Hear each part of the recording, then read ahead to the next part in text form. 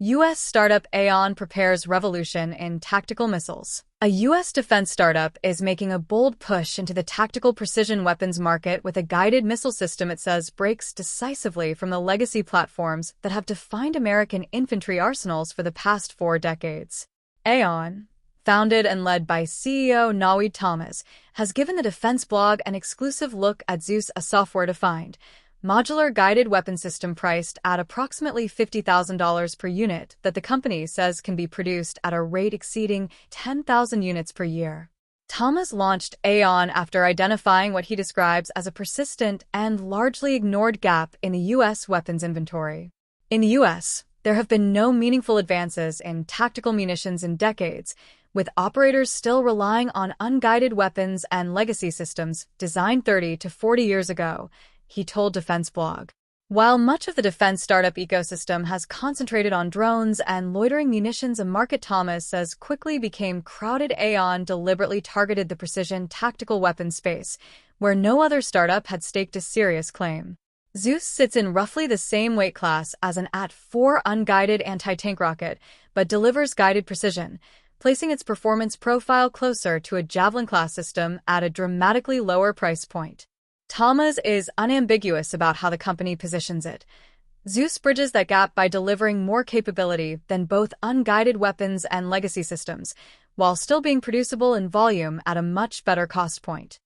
At $50,000 per unit, Zeus sits well below the hundreds of thousands of dollars typically associated with legacy precision missile systems, while remaining far above the unguided RPG class in capability.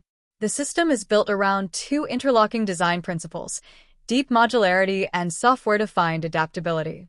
Operators can rapidly swap sensors and payloads to engage a wide range of target types, from main battle tanks and armored vehicles to drone threats, such as the Iranian-designed Shahid series.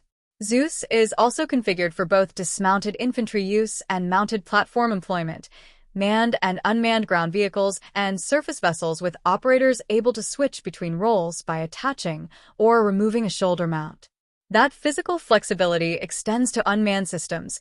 Aeon has confirmed an active integration partnership with one of Ukraine's largest drone manufacturers, currently working to enable Zeus to be fired from quadcopter platforms, extending effective range and precision beyond what a dismounted soldier can achieve independently. A separate partnership with a Ukrainian company covers integration onto ground vehicles and surface vessels, further expanding the system's operational reach. Underpinning both capabilities is Odin, Aeon's proprietary software-defined targeting architecture. Thomas describes it as the feature that most clearly separates Zeus from everything else in its class. Odin gives Zeus capabilities that legacy systems were never built to support, he said, citing multiple targeting modes, beyond line-of-sight engagement, rapid software upgrades, attack-based launch capability, and deep integration with battlefield command and control networks. Critically, Odin allows Zeus to take on new mission sets without requiring the development of an entirely new weapon program, a capability Thomas views as essential in an era of rapidly shifting threats. The systems that matter most now are the ones that can adapt quickly, not the ones locked into yesterday's static designs, he said. Manufacturing strategy is as central to Aeon's pitch as the weapon's technical specification. The company vertically integrates the production of key internal components, including solid rocket motors and fuses subsystems that most defense manufacturers source externally. Thomas says this approach directly controls cost and insulates the program from the supply chain fragility that has disrupted larger defense programs. We vertically integrated key components and designed Zeus for manufacturability from the beginning to reduce dependence on brittle supply chains, he said. The target production rate of more than 10,000 units per year was baked into the design from day one, not retrofitted after the fact. Ukraine sits at the philosophical center of Aeon's founding story. Thomas has been explicit that watching the conflict unfold shaped not just Zeus's technical requirements, but the company's entire worldview. I started Aeon based on what I was seeing in Ukraine, the importance of cost, scale, and adaptability, he said. Threats and tactics are changing rapidly, and systems need to keep pace and stay ahead of the curve. The conflict demonstrated in real time that modern high-intensity warfare consumes precision munitions at rates that legacy procurement models cannot sustain, and that weapons unable to evolve rapidly lose their battlefield utility quickly. Zeus was designed as a direct answer to those lessons. Thomas is equally direct in rejecting comparisons to existing systems.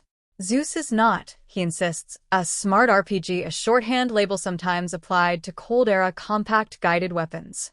It is the most advanced tactical weapon system of its size and class, built as a radical departure from legacy systems, he said. Nor does he frame Zeus as a direct competitor to the Javelin or France's Acheron. Zeus is not intended to be a direct copy of legacy systems. I see it as a complete shift from those systems, one built around the constraints of modern sustained conflict rather than the Cold War procurement logic that produced its predecessors. Market validation for Zeus is already materializing at the government level. Based on public records, Aeon holds 8 figures in contracts with the Department of the War for production and fielding of the Zeus system, a signal that U.S. military customers are moving beyond evaluation and into committed procurement. Whether Zeus ultimately fulfills Aeon's ambitions will depend on factors beyond the engineering, navigating defense procurement bureaucracy, securing government validation, and proving reliability at scale.